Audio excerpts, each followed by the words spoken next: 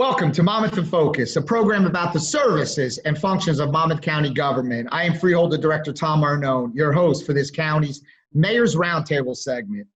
Things look a little bit different here today. I'm doing this virtually. I'm not quite in my same realm there, not being face-to-face, but these are some of the things we have to do right now because we want to continue to give the knowledge and the information to the public. And I started this a little bit back where I started to interview mayors about our partnerships and the great stuff that they're doing. And today, I'm fortunate enough to have the Belmar Mayor, Mark Walsford, here on our show.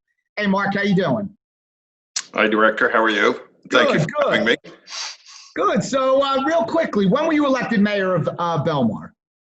I was elected in November of 2018, and I took over January 1st, 2019, and I've been in office now 17 months. So I could tell you, just as I always say, there's no way we took a course or even expected or anticipated that we would be dealing with what we're dealing now. But I might say I commend you and all your staff in Belmar for doing such a fine job. Oh, thank you. So I know prior to this, which probably has taken a setback for a short period of time, I'm sure you had a lot of goals that you wanted to try to move the town forward with. You've been very involved in the public safety, and then of course with the school board, and now with the town. So you have such a knowledge of the town. What were some of the goals that you thought you wanted to dive into? Well, some of the bigger ones, as you know, we didn't have a tax increase for 8 years and our debt was out of control. So, that was one of the big things. But when we first got into office and I put the team in place, we had to work on Borough Hall because there was leaks and there was the working conditions for the employees were horrible. But some of the goals that I have, and straightening those out, because I got a good team doing that. But as you know, we're working on a commuter ferry into New York, and we're trying to develop the last piece of waterfront that we have and try to do it the right way. So that's one of the big goals that we're trying to get it finished up.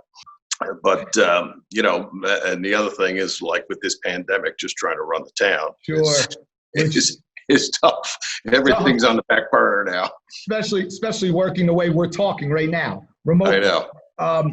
So I know that we've always had a good partnership with Belmar and continue to have that under your leadership here. And I know you're expanding on that shared service partnership. How do you feel about the shared services that the county has and, and the partnerships? I hope it's fulfilling everything that you are looking to get from us.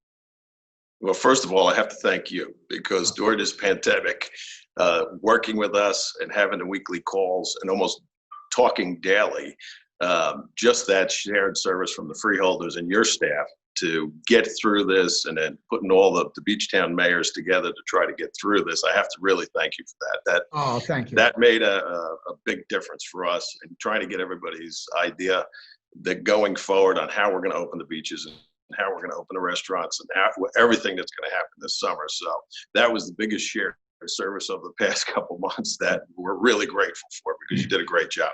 Thank you. But other than that, we're always looking to save tax dollars. We're always looking at the county to see what you guys have out there, and anything that we can do for shared services. We're always open to the idea because it saves tax dollars. So yeah, it's a home run. And you know what?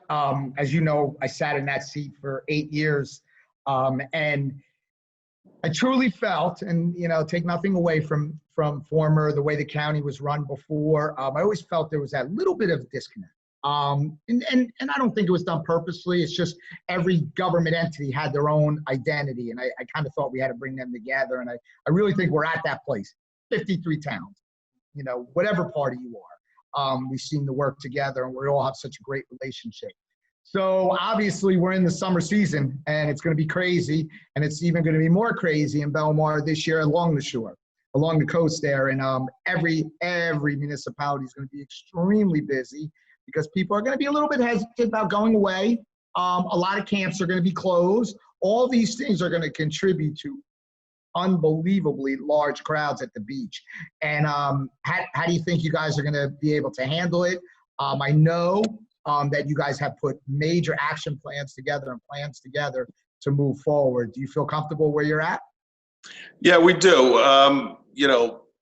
We knew after the first good weekend in May that no matter what we tried to do to deter people from coming to our town and trying to have them adhere to the stay-at-home order, the first weekend in May was beautiful, and all our plans went out the window. So we had to readjust everything, and we're concentrating on just on social distancing now. So that was the plan that we put in place for the beach, concentrating on social distancing. I'd say 99% of the people are really, really adhering to it, even our visitors, everybody. So the plan is working well, but as of yesterday, we had 85-degree weather. Our beaches were jam-packed, but we didn't have to close any sections down. We had our drone up. Everybody was social distancing. The tide worked well for us because by 2 in the afternoon, it was low tide, so we had extra room on the beach, but it was close. Think of those things. These people, when the sun is out, they are coming because the cruise ships are down. People are afraid to fly, so it's going to be a different summer for us. We have it really is, and I know a lot of people think of the obstacles. Obviously, the lost revenue is going to be a big issue, but then the added cost that you guys are taking on with implementing different programs together and little initiatives to keep the social distancing, keeping people feeling somewhat safe. And I can assure you that that's why it's very important for me to be a big proponent of how the CARES Act money is going to go back to our municipalities. And I can assure you that we're going to try to help you as much as possible, along with the other 52 towns. So I know that— I do appreciate that. I'm sure you do. I'm sure you do. And listen, Belmar, you're running the town great. You're doing an absolutely fabulous job. I know that you and I talked about some other potential shared services that we could potentially do together. And I have a great partnership with you and your town. And you know that anything that you guys need, you guys won't hesitate, and I'm sure you won't hesitate to call myself, and we'll move forward. We're truly all in this together, and I can't thank you and all the other mayors of Monmouth County because truly, we facilitate some stuff here, but if it wasn't for you guys, boots on the ground in your towns, it wouldn't work. So I want to thank you for coming on. Great job, and keep up the great work. Thank you for having me, and thank you for all the work you do. Thank you.